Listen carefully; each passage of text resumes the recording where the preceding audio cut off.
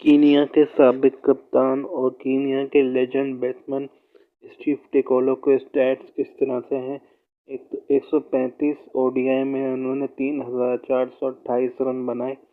29.05 ODI cricket में इनकी batting average, 324 सेंचुरियां, 111 का टॉप स्कोर। और इन्होंने बॉलिंग करते हुए 94 विकेटें हासिल की। 34.20 की इनकी बॉलिंग एवरेज, 4 विकेटें 41 रन देके इनकी बेस्ट बॉलिंग। और 67 इन्होंने कैचेस लिए। 15 T20 में स्टीव टिकोलो ने 345 रन बनाए। 28.75 की एवरेज से 250 56 इनका बेस्ट स्कोर। T20 में बॉलिंग करते हुए 12 विकेटें इन्होंने हासिल की।